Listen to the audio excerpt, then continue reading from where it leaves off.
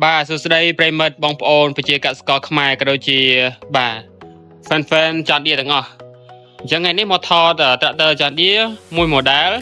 បាទដែលជា model 50-55E ដែលមានកម្លាំងសេះ55សេះបងប្អូនដែលដឹងអត់តាក់ទងជាមួយនឹងម៉ាស៊ីនថាតើចន្ទឌីប្រើម៉ាស៊ីនអីគេសម្រាប់ model 5E បាទអញ្ចឹងចំពោះ model 5E បាទចន្ទឌីប្រើប្រភេទម៉ាស៊ីន Powertic 2.9 លីត្រ Diesel engine 3 piston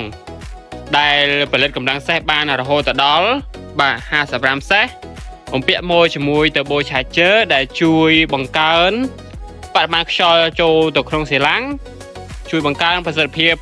របស់ម៉ាស៊ីនឲ្យខ្លាំងបាទអានេះគឺជាតួនាទីរបស់ Turbo Charger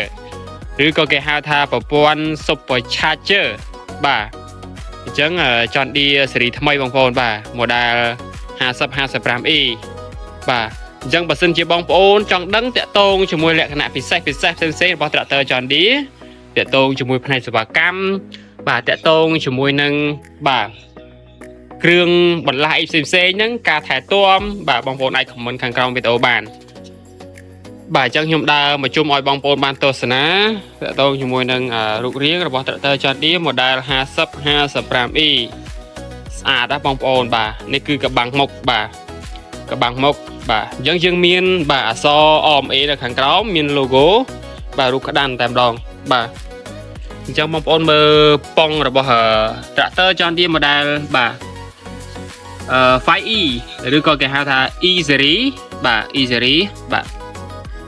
បងប្អូនអាចទស្សនាមើលមកជុំបានអញ្ចឹងអានេះមាន2គ្រឿងបងប្អូនបាទប៉ុន្តែនេះអត់ទាន់បាន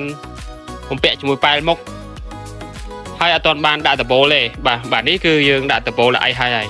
អញ្ចឹងមានថាយើងរៀបចំបាទ PDI ដើម្បីបកគល tractor ជូនភ្ញៀវបាទបងប្អូនដែលឃើញអក្សរដែលគេដាក់ជាប់ជាមួយនឹង tractor អត់ថាមានន័យថាមិនខ្លះអញ្ចឹងវីដេអូក្រោយខ្ញុំនឹងបកស្រាយតាក់ទងជាមួយនឹងអក្សរឬក៏ប្រភេទបាទដែលចន្ទឌីភ្ជាប់មកជាមួយជាក់ស្ដែងដូចជាប្រភេទturbo បងប្អូនអញ្ចឹងអក្សរ turbo នេះគឺបញ្ជាក់ថា tractor ភ្ជាប់ជាមួយនឹង turbo charger បាទអានេះគឺ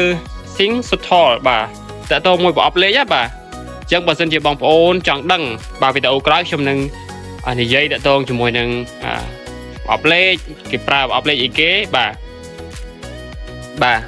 អញ្ចឹងនៅក្នុងវីដេអូនេះគឺមានតែប៉ុណ្ណឹងបងប្អូនបាទឲ្យបងប្អូនបានទស្សនាពីរូបរាងរបស់ tractor ចន្ទឌីនេះគឺជាផ្នែកខាងក្រោយបាទរបស់ tractor ចន្ទឌីបាទដែកអែបមាំទាំបងប្អូនបាទ